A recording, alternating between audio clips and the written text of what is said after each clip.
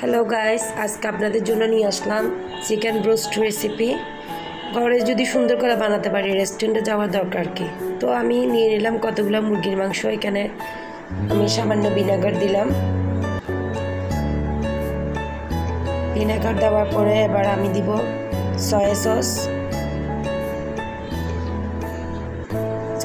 দেওয়ার পরে এবার আমি সামান্য গোলমরিচের গুঁড়া দিব, সামান্য লবণ, রসুন কুচি বা বাটা যে কোনো একটা দিতে পারেন, আদা কুচি বা বাটা যে কোনো একটা দিতে পারেন, সামান্য জিরা গুঁড়া। এবার সব একসাথে ভালো করে মিক্স করে নিব। মিক্স করে কতক্ষণ রেখে দিব। আর একটা বাটিতে আমি পরিমাণ মতো ময়দা বা আটা যে কোনো একটা নিয়ে সামান্য জিরা গুঁড়া দিলাম, সামান্য মরিচের গুঁড়া,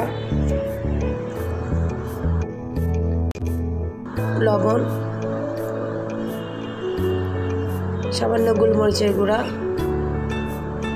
সামান্য টেস্টিং সল্ট দিলাম যাতে স্বাদটা একটু ভালো হয়, সামান্য বেকিং পাউডার, সামান্য কর্নফ্লাওয়ার। এবার সব একসাথে মিক্স করে নিব। কুট করে নিতে হবে ময়দার দিয়ে,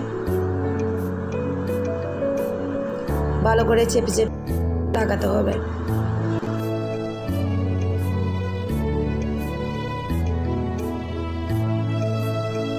একটা আলাদা বাটিতে পানি নিয়ে নিলাম, ওখানে কুট করা চিকেনটা দিয়ে দিব।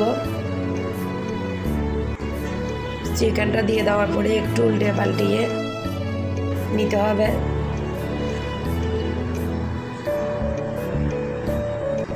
এরপর আবার ওই ময়দাতে দিতে হবে।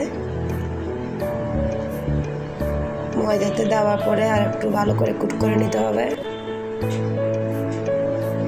ময়দাটা চেপে চেপে লাগাবেন যাতে মুরগির মাংসের সাথে ভালো করে লেগে যায়।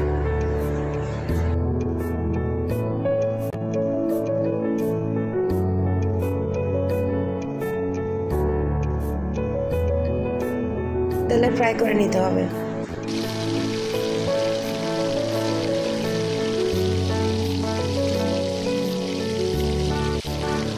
তাপটা যেহেতু কম থাকে, চুলার জালটা একটু কমাই দিতে হবে, লো হিটে ভাজতে হবে। বেশি হিট দিলে দেখা যায় কি মুরগির মাংসগুলো কাঁচা থেকে যায় ভিতরে।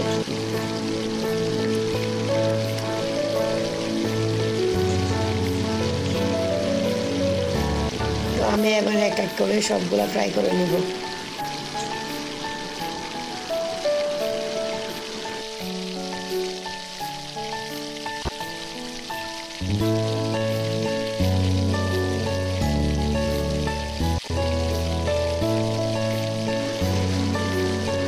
যখন হালকা ব্রাউন কালার হবে উল্টিয়ে দিতে হবে।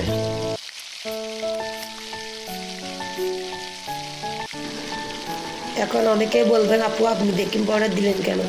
বেকিং পাউডার দিলে বাইরেটা অনেক বেশি ক্রিস্পি হয়, শুধু কর্নফ্লাওয়ার দিলে হয় না।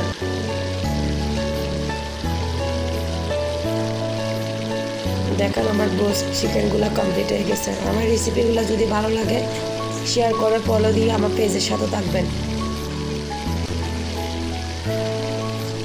দেখুন কত ক্রিস্পি হয়েছে, দেখে অনেক লোভনীয় লাগতেছে। আল্লাহ হাফেজ।